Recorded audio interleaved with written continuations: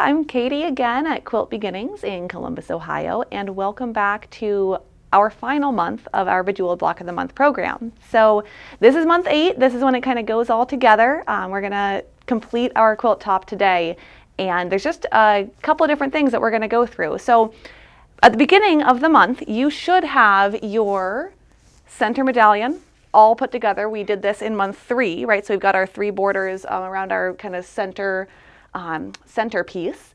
We should have all of our stars. They're not yet sewn together unless you worked ahead, which is totally fine. I know some of you guys like to do that.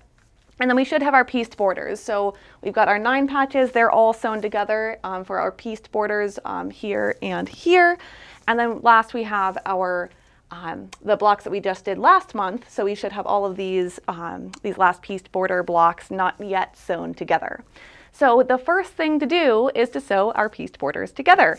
So I'm going to show you how I would approach putting the stars together. So basically we're going to be following the diagram and the pattern. We're going to be sewing these stars together and then the kind of long piece across the top, so both sides and then the top and the bottom.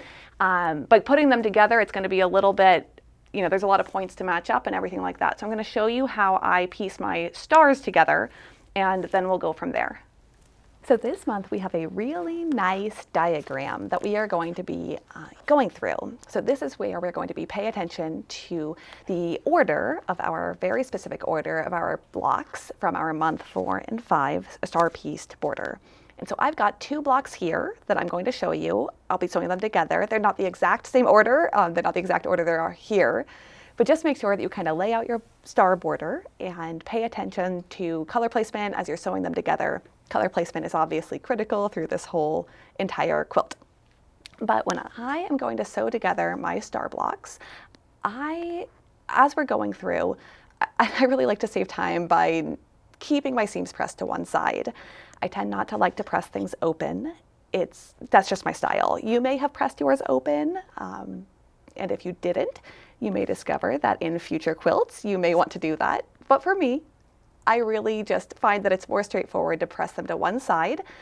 And I just make sure when I'm going to sew that I have them going in the direction that they need to be, going different directions. And so when I'm putting together my star blocks, I've got a lot of different corners, right? We have our quarter square triangles here that need to be lined up.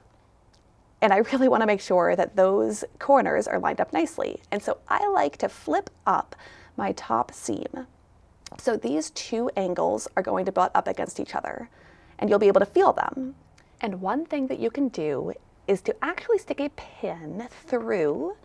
So there is a little bit of an X right here where my corner is. And on the other side, there is a bit of an X here where I have some top thread in there, but there is an X right where my corner is.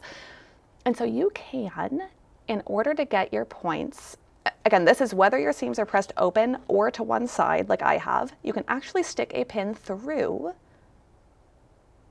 those 2 points because it's a little tricky with these to feel exactly where those points are meeting. So I'm going to stick a pin through there.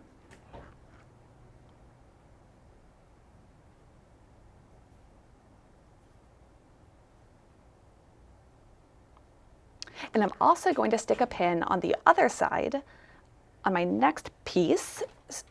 So I've got, again, there's kind of my X. You can see that I've got my X showing right where my point is on this side, and on this side I've got my X there as well. So I'm going to stick a pin. I'm going to fold my seam down. And again, I like to fold my bottom seam down because it's going to be kind of catching the feed dogs. It just kind of makes things flow a little more smoothly. And I'm sticking a pin right through, front and back, stick a pin right through where those 2 X's are. This is going to, again, kind of help make sure that my points are nice and even. So then when I go to sew,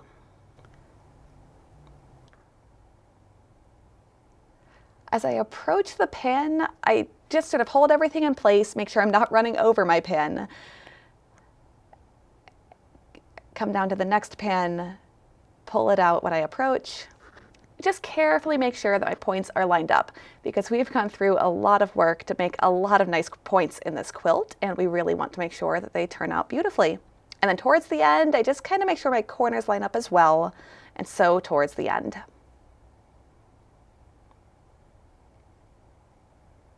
And we see how that turns out.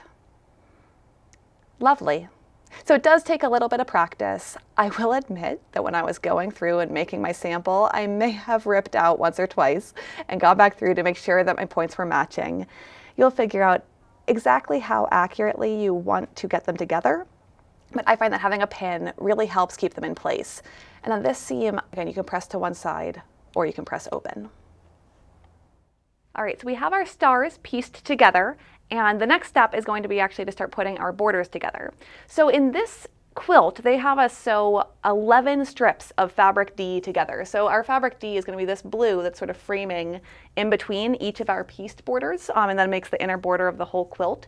And it's because we need just a little bit more than 2 strips for this 72-inch border, and we need just a little bit less than 2 strips for that, and then a little bit more than 2 strips, a little bit more than 1 strip for the 48-inch borders. And so how the numbers work out, you'll be conserving a lot of fabric if you just cut 11 strips and sew them all together.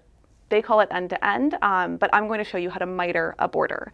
So a miter is going to be a way to get a little bit clearer or a little bit cleaner border, where I actually had a really hard time as I was going back looking at this quilt just now. I had a really hard time finding where my seams were in these borders.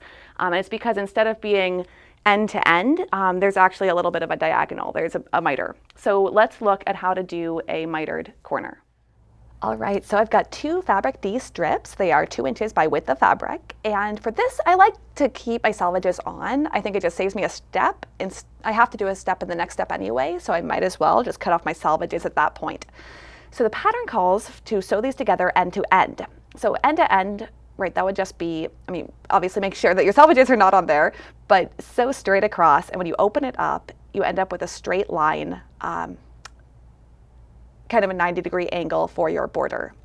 I really do prefer a miter. So a miter, that is going to be a 45-degree angle. And for that, I'm going to lay my strips right side together at a 90-degree angle. And because I'm leaving my salvages on, I want to make sure that those are well off, that they're not caught in my seam at all. And I'm just going to be sewing into the V and out of this V.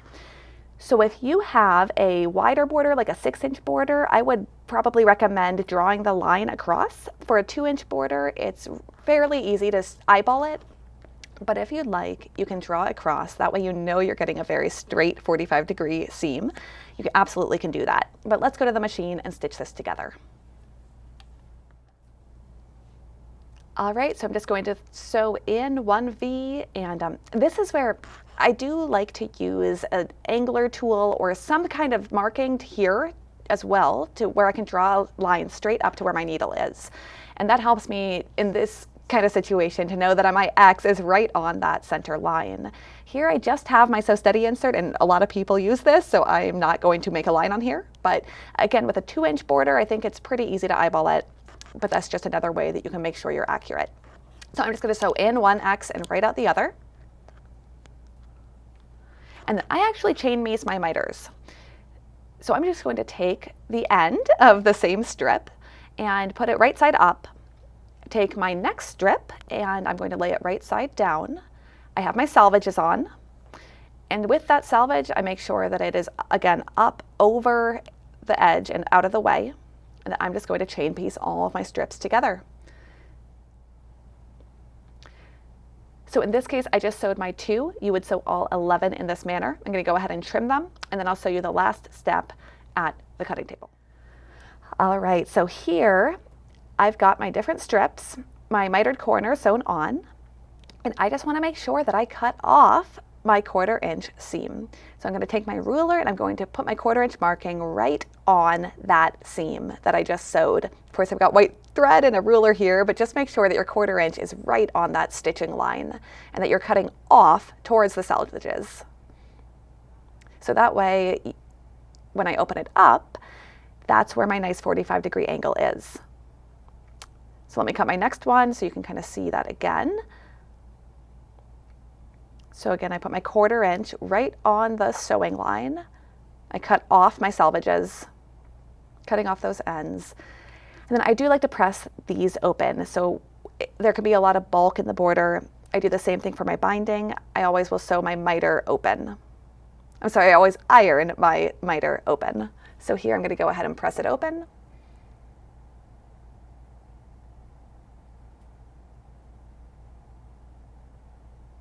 And press the next one open. And what that does when I press them open, I end up with a little bit of a dog ear, kind of one dog ear on each side. So then the very last step is I'm going to come back through and cut off each of those little dog ears.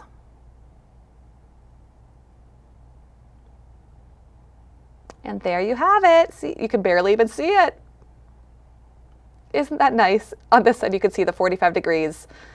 So you're going to sew all 11 strips together instead of end to end, just miter them together. And you're going to do the same technique for each of the other borders. So the next step in our border, after we have them all mitered together, you're going to have a much, much longer strip than this, is to cut them down to the various sizes. So 48.5 inches, we're going to be cutting 48.5 inches. And I don't know about you, but my cutting mat is only 36 inches. So how am I going to get a 48.5 inch border? Well, I can fold it in half. So I'm going to go ahead and divide 48.5 by 2, which gives me 24.25. And this is where you want to make sure that if you have a selvage on, or that you're not including that as part of your 24.25. So I do give myself a little bit of extra. I'm going to bring this end to 24.5, right about 24.5. I'm going to be cutting on the 24.25 line, but I just want to give myself a little wiggle. So I'm going to move this up a little bit. So again, I'm making sure it's over 24.25. I don't want that to be anywhere near my cutting. I'll be sure to cut that off. And I'm going to line up my bottom edge nice and straight along a line on my mat all the way across. Make sure it's nice and even. And I'm going to fold it back over on itself. And especially as you get into the 72 and everything, you want to be sure that you have a way of cutting a longer border to be able to cut that accurately. So my fold is just right on that edge, that left yellow line. And as I come back, making sure that everything is laying really flat, really even, lined up with a line on my mat, making sure it's lined up on top of my bottom strip, all nice and even. So I'm coming back over to my 24-inch. I've got 2 layers, so at 24.25 times 2, that's 48.5. So when I cut them to 24.25 on my mat, it's going to turn into 48.5. So I'm putting my 1/4 inch mark on my 24-inch line, take a peek underneath, make sure my bottom piece is over. I'm cutting it off. Cut it off, and there you go. You got 24.25 times 2, 48.5, and that's my border. And that is going to help you conserve your fabric as you go and cut all of your borders together. So here's where we're going to pull out our pattern and refer to, again, this is our fabric D, making sure that we're cutting 4 48.5 inch borders, 2 51.5, and 2 at 72.5. And even with the miter, so the miter is going to take up a little bit more fabric than just sewing them end to end, but you should have enough fabric even with that miter. But it is close, so make sure that you're cutting just straight, sticking straight on the line. You do have some extra though, so if you can always sew another strip on if you run out. All right, so we have our stars all pieced together, and go ahead and sew those borders onto your center. I would pin that as well. So I like to pin my borders in general. I will do the ends of the border, the center, and then I usually will do kind of one in between. And that's just going to help make sure that the borders all line up and you're spreading any fullness across the entire length of what you're sewing. The next thing is we've got all of our borders mitered together and cut to length. So follow your pattern for the number of strips and how long each of your borders has to be. So that way you just kind of have all your pieces ready to go. You can have them all laid out and you can just start assembling the quilt together. So before sewing this fabric D border onto our pieced border, we really want to make sure that our 9-patch border is stabilized. So there's a lot of play in this 9-patch border. There are so many seams in it that it could range greatly in length depending on how much stretch you put on it. So we have our fabric D borders cut to 48.5 inches, and we absolutely want to pin these onto our 9-patch border. So again, you're going to pin kind of once in the middle on either end, and then I would pin at least once, if not twice, in between on this border. By sewing these 2 borders on to our pieced kind of 9 patches, we're going to add a lot of stabilization and make sure that everything is really nice and even when we go to put it on the rest of our quilt. The last thing we're going to do before kind of doing all the borders, go ahead and sew your last borders together. So these blocks that we did last month, sew them together, making sure we're paying attention to the diagram, making sure that you know there are 2 of the same fabric that touch. It looks a little bit funky when you're laying it out, but we're sewing kind of 2 of the same fabric together on each time. So we got our purples, we got our greens, and they just kind of alternate purple and green, looking at orientation and all of that. Once you have this border sewn together, you're going to add it on. So you'll have 1, 2, 3, 4 borders all sewn together. So that way you just have kind of this side and this side that you can add to your middle. Once we have that, we can start doing our borders all the way around. And so many times we just kind of have this quilt is on its side because it's very long and tall, right? But I always like to have my top borders going all the way across. So in this case, this top border extends out past the side border, which is on the top of the screen right now. And so once we have all these pieces together, we'll sew the sides on first, then the top, then the next side. So we're doing multiple rounds of borders, and then the next top and bottom. And then we get to do our piping. So the piping is basically just another border. It's going to be folded wrong sides together and stuck into the seam between our final 2 outer borders. So for this pattern, they have you cut your piping at 1.5 inches, which ends up resulting in a full 1/2 inch wide piping. And I think they have you do that partly because it's such a, it's a large quilt, so they just kind of want it to be a little bit more in proportion. But I do think that it's a little bit wide and less pleasing than a narrower piping. So if I were to do this again, I would cut my piping strips at 1 inch, which would result in a 1/4 inch piping, which is really, really pleasing. But just know that if you're cutting it to 1 inch, you're folding it in half, and then you're taking a 1/4 inch seam, you really have to be accurate with your 1/4 inch seam in order for it to have a really nice, pleasing effect. So if you want to kind of go in the middle ground and cut it at 1¼ inches, you're going to end up with a 3/8 inch piping. Still, I think a little bit more delicate than the one that we have on our quilt here, but a little bit more forgiving than the traditional 1 inch piping strip that ends up at a 1/4 inch. So you do have options. If this is your first time trying piping, absolutely do the 1.5 inch strips, fold them in half wrong sides together and just slide them in that seam, and you're going to end up with the 1/2 inch piping. Give it a really good press, and you will end up with a nice pleasing finish no matter what size you end up cutting it and you end up going with. So that's it. We've gotten our quilt done. We got the whole quilt top together. We learned a lot through this process. At least I certainly did as I was putting the sample together, and I really hope that you did too as you were going through and following all the videos and following along with the patterns. I had a lot of fun with this program. Hopefully you did too, and I think we all ended up with a really beautiful quilt top. So the last step, obviously, is just to get it together, get it quilted, however you'd like to do that. We had ours custom quilted. It really, I think, kind of enhanced the piecing, enhanced all the different aspects to it. You can certainly do it in any way that you'd like. We would love to see kind of how you finish your quilts and how yours ended up. So let us know. And again, just congratulations on getting this far, on finishing your Bejeweled block of the month. I think that it's a really lovely quilt, and I hope that you enjoyed it.